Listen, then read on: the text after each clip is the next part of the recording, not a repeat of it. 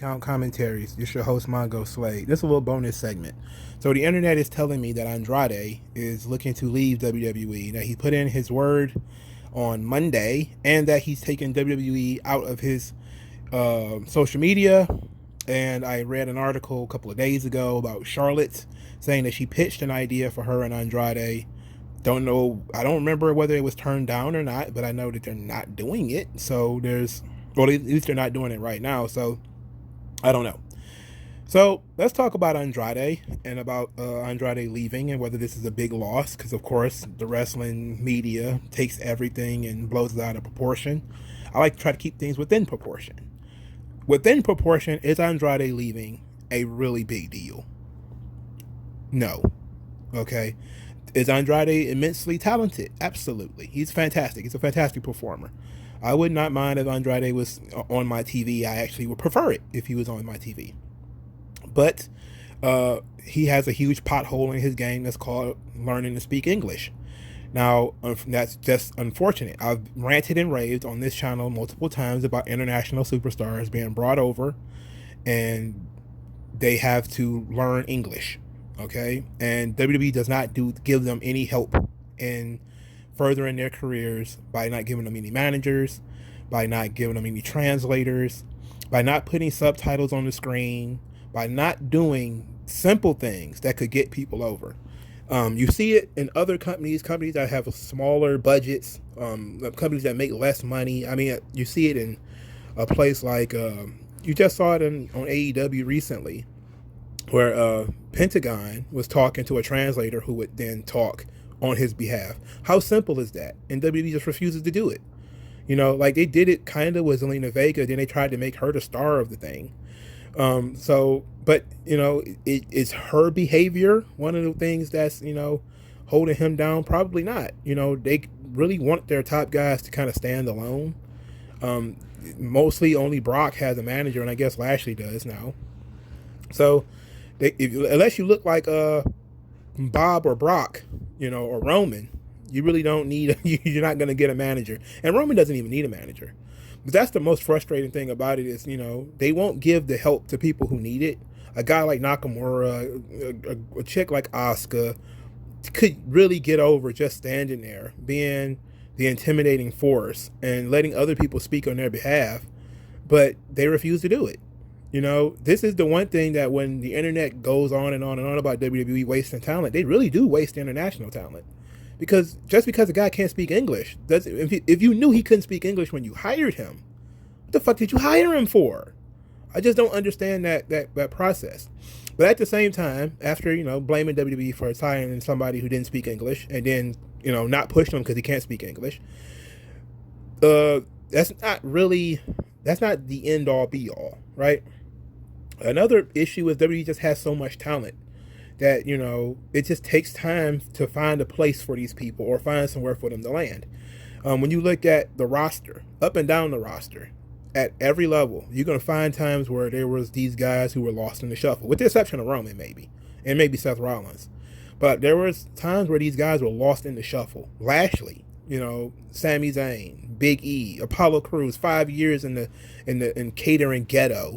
You know, these guys, sometimes it takes forever for them to find a space, you know, find something for them to do. And sometimes that shit takes time. And sometimes WWE gives them more time to sit at home than they need.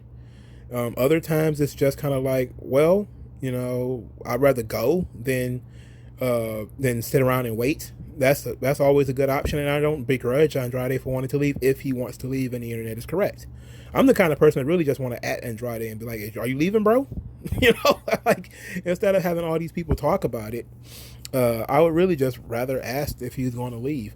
But ultimately, it's not a huge loss. I mean, of Mexican performers, he is right up there, one of the best. Usually Mexican wrestlers are really pretty good. But when you look at across the WWE and you look at, okay, who's Mexican and can do similar things physically to Andrade, but speaks the language, you got Santos Escobar and you got Angel Garza, you know, right off the top of my head, you know, of guys who speak the language, have a great look, have great personality, can get over, and can speak the language. So when you talk about how important Andrade is, you have to be looking at him from an in-ring perspective. They're very talented in-ring performer. But I don't see now. If he was to be in a top spot right now, would I be saying, "Oh well, he's just another Mexican guy"? No, no, because I think he's as La Sombra and as Andrade, even when he was with Selena Vega, I think that he shows and presents in a main event way. He carries himself like a champion. So, but at the same time, the guy has not been positioned as being a top guy in WWE, and that's really what dictates whether it's a big loss or not. What made John Moxley or whatever leaving a big deal was his position. It wasn't whether his talent was there or not, because usually most people have talent. It's all about, okay, is this a main event guy leaving or not? No, it's not a main event guy leaving. It is a guy that they were barely using anyway. And that they did put him on TV. He was basically just getting beat by Drew McIntyre, and it was just an embarrassment. It wasn't the best use of the guy, right?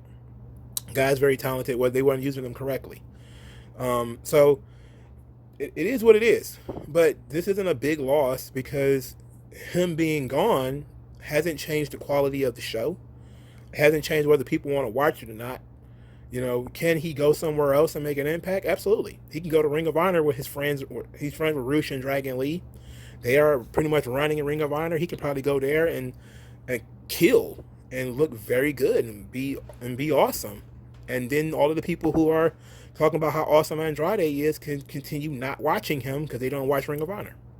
And that's just kind of how it is. Now, there's a lot of people talking about, well, he should just jump ship to AEW, which is what everyone says. Everyone's supposed to jump to AEW, but not everybody wants to go to AEW, and then AEW doesn't have the best track record of pushing certain guys.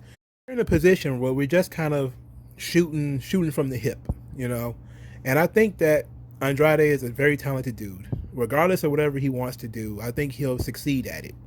Now, the idea of him working with Charlotte, I buy into the backstage power of the Four Horsewomen.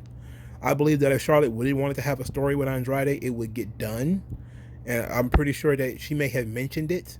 She may have even, said it in passing, maybe put it out there in the universe via the internet and hope somebody saw it. But I sincerely doubt that she really went to bat for Andrade and they didn't listen. I don't believe that.